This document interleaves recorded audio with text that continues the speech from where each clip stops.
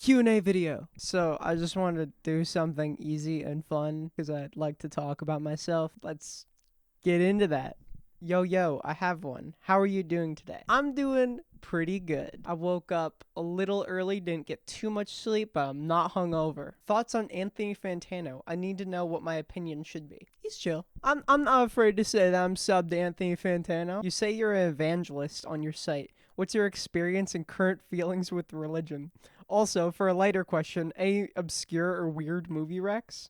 So I grew up Catholic. You might be able to tell with the Catholic guilt and all. I got a blog post I wrote on my website like forever ago about it. I did get confirmed Catholic, which is funny, but I'm not religious anymore. I kind of gave that up when the whole, transgender thing happened. I'd say the closest thing I have to religion is the way I look at art.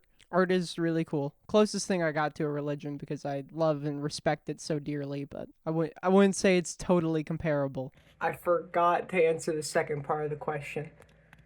As far as obscure movie recs, Lesbian Dogwood and the Disaster Life Thereof, Part 1. That is one of my favorite movies of all time. It uses every minute so perfectly. I think it's animated beautifully.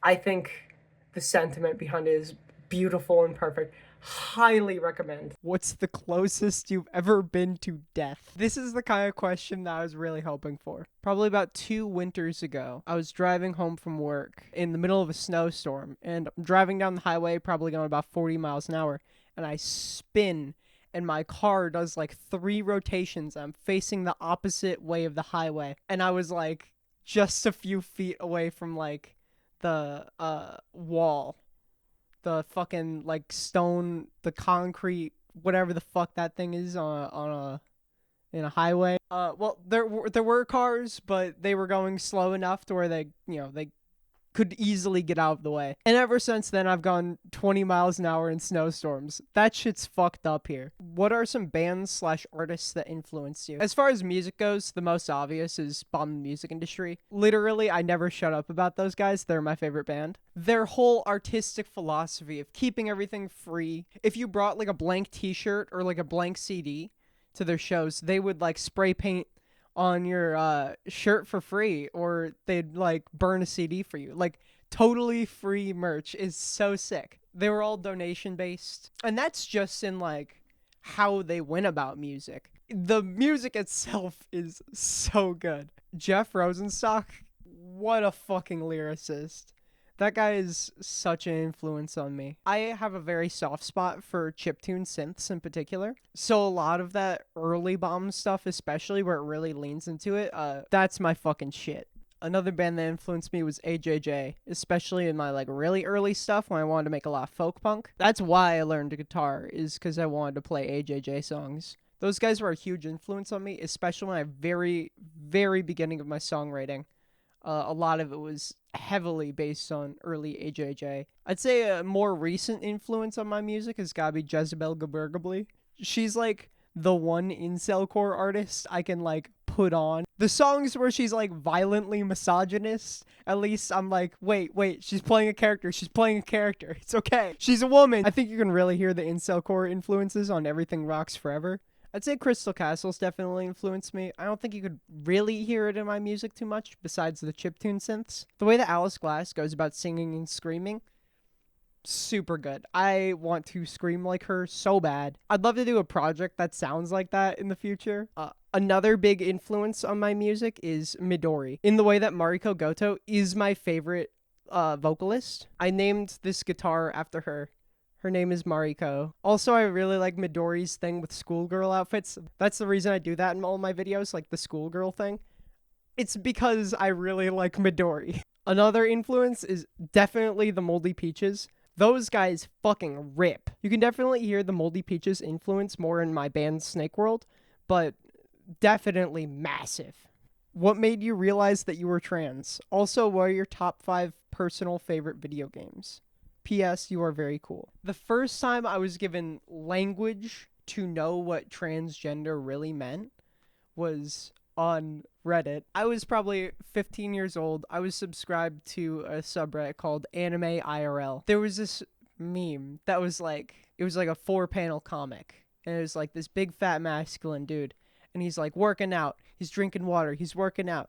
And then in the last panel, it's like result, and then it's like a cute anime girl. And I thought that was funny. I thought that was cute, and I was like, oh damn, he just like me for real. And in the comments, someone linked "are trans." After that, I went to Ask Transgender. I posted the obligatory "am I trans" thing. You know, I never looked back. Learning what hormones were and how they worked actually made me realize that I can just be transgender. I don't have to like go and get bottom surgery or anything. I literally just like take pills and then you become a woman. That's just the first time I was given like language for understanding what transgender was, because I didn't know any trans people in my life. My best friend's brother was trans, but I didn't meet him until after I told my best friend. Also, what are your top 5 personal favorite video games? My number 1 favorite game is The World Ends With You. It's not even close. I fucking love that game. As you can tell, I've named myself after one of the characters.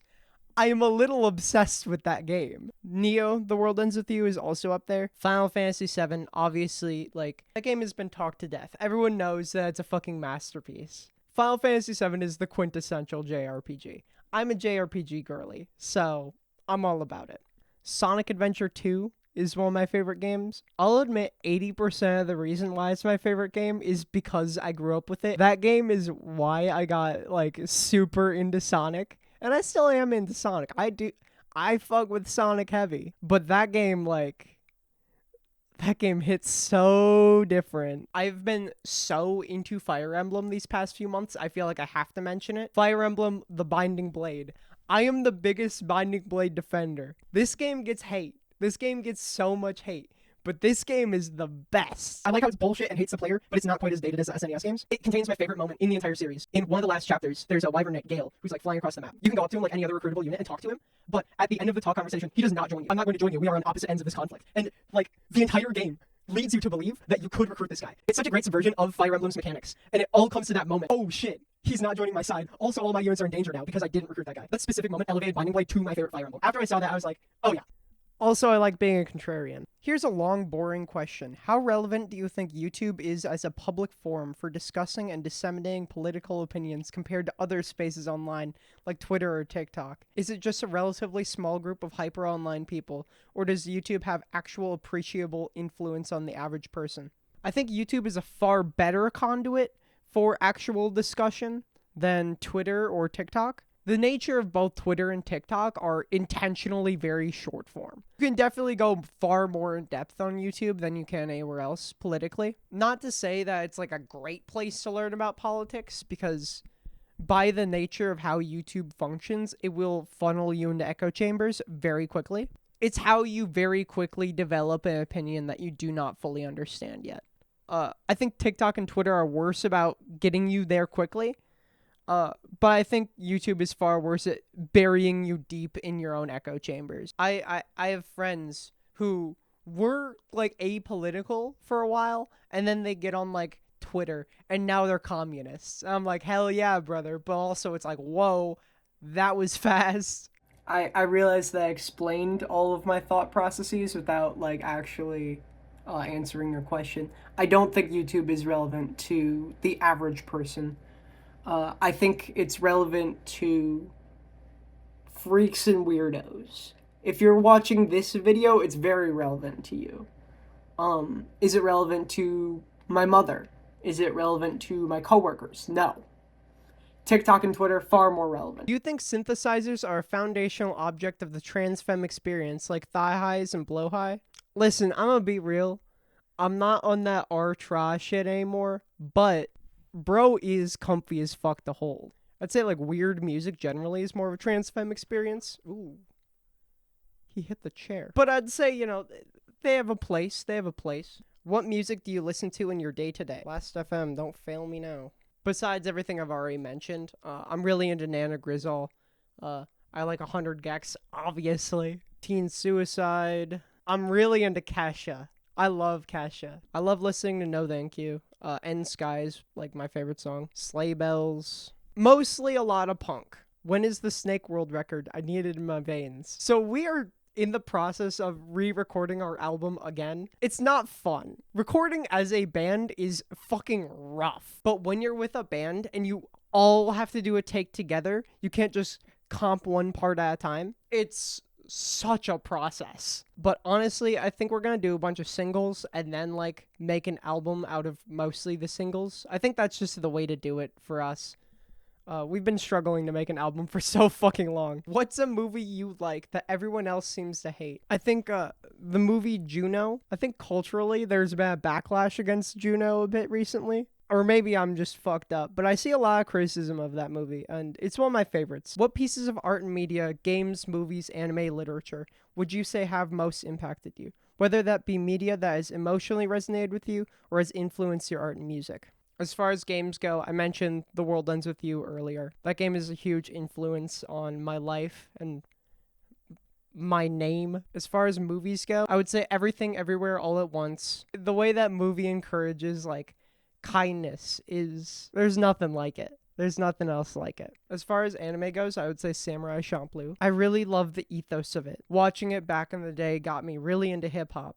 And that's why I got really into music generally. And I started looking at it as like an art form, and like eventually that led me to making music. And then, that's where I am now. So like Samurai Champloo is definitely a genesis point. As far as literature goes, Detransition Baby. The way that Tori Peters writes her characters makes me feel like I'm fucking naked. Would you rather be a horse with the conscience of a human forever or be an ant for a week? An ant for a week, man? I just gotta survive. What's the lifespan of an ant? The longest lived ants, queens can live for decades? Ants outlive fucking dogs? Worker ants can live for a few weeks to several months, or even years. What the fuck? Male ants, also known as drones, only live for a few days to a couple of weeks and die after mating with the queen. The method is to be a queen ant, obviously. I feel like if I'm a queen ant, surviving a week is not difficult. If I'm a worker ant, I think it's very doable. I think that shit's possible. If I'm a drone, give me the horse. Would you rather find 1,000 cockroaches or a person in your attic? A person, and it's not even close. Even if this person is like scary and dangerous, it's like it's just one guy. 1,000 cockroaches, you have to move. You can't live there anymore. Chances are, if somebody's hiding out in my attic, it's just like some homeless dude. I'm okay with being like, hey, dude, you gotta get going. Cockroaches, I don't think I was quite prepared for how long a Q&A takes. Who is your favorite Sonic the Hedgehog character? Honey the cat. You're walking through the woods and you find a tiny man in a glass jar. He clearly wants to be let out. There are air holes in the jar, but you cannot hear anything he's saying. Do you let him out of the jar? Yes. I don't know what kind of negative consequences could arise from me letting a tiny man out of the jar. Unlimited books but no visual media. Movies, video games, etc. Or unlimited movies and video games, but you lose the ability to read. Being illiterate would be more than a debuff to what art I can enjoy. That is like a permanent debuff to your entire life. How many people have been to Berlin than you have? Yes, I think that's all of them. I might have missed one. Sorry. I don't know. I'd like to do one of these again in the future. They're silly. I like talking about myself a lot. You made it to the end of the video. You get some exclusive news. I'm putting Everything Rocks Forever on streaming, like Spotify and Apple Music and stuff. I heavily oppose streaming as a concept, but I'm just a hypocrite. Let's be fucking real. Pretending I'm above streaming is kind of a LARP. But again, the album will still be free on Bandcamp. The album will still be free on YouTube. It'll just be on more platforms. Yeah.